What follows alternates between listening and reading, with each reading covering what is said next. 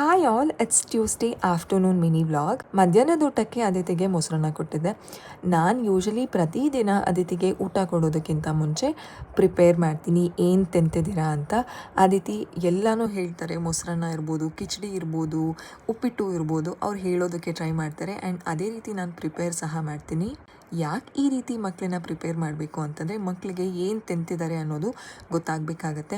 ಮಕ್ಕಳು ಏನೋ ಆಟ ಆಡ್ತಿರ್ತಾರೆ, ಸಡನ್ನಾಗಿ ನಾವು ಊಟ ತೊಗೊಂಡೋಗಿ ಮಕ್ಕಳಿಗೆ ಕೊಟ್ಬಿಟ್ರೆ ಅವ್ರಿಗೂ ಟ್ರಾನ್ಸಿಷನ್ ಆಗೋದು ಕಷ್ಟ ಆಗುತ್ತೆ. ಅಂತಂದರೆ ಒಂದು ಆ್ಯಕ್ಟಿವಿಟಿಯಿಂದ ಇನ್ನೊಂದು ಆ್ಯಕ್ಟಿವಿಟಿಗೆ ಬರೋದು ತುಂಬ ಕಷ್ಟ ಮಕ್ಕಳಿಗೆ. ಅದಿತಿ ಊಟ ಆದಮೇಲೆ ಲಾಂಗ್ ಸ್ಟ್ರೆಚಲ್ಲಿ 2 ಅವರ್ ನಿದ್ದೆ ಮಾಡಿದ್ರು. ನಿದ್ದೆ ಮಾಡಾದ್ಮೇಲೆ ಮಳೆ ಬರ್ತಾಯಿತ್ತು. ಮಳೆನ ಎಂಜಾಯ್ ಮಾಡಿ ಆಟ ಆಡಿ ರೈಮ್ಸ್ ಎಲ್ಲ ಹಾಡೋದನ್ನು ಕಲ್ತ್ಕೊಂಡಿದ್ದಾರೆ. ಅದಿತಿ ದೂರಿ ಮಾಡ್ತಾಯಿದ್ರು ಜೂಲಿಗೆ. Julie is our favourite toy. ಅದಾದಮೇಲೆ ಫ್ರೆಶ್ ಅಪ್ ಆಗಿ ಸ್ವಲ್ಪ ಇನ್ಸ್ಟ್ರಕ್ಷನಲ್ ಬೇಸ್ಡ್ ಆಕ್ಟಿವಿಟಿ ಮಾಡಿಸಿ ಅದಾದಮೇಲೆ ಅವ್ರ ಫೇವ್ರೆಟ್ ಕಬಾಬ ತಿಂದರು. ಹುಟ್ಟಿದ ಮಕ್ಕಳಿಗೆ ಕೂದಲು ಉದುರುತ್ತಿದೆ ಅಂತ ಭಯ ಪಡಬೇಡಿ, ಇದು ಕಾಮನ್ ಆ್ಯಂಡ್ ರೀಗ್ರೋತ್ ಸಹ ಆಗುತ್ತೆ.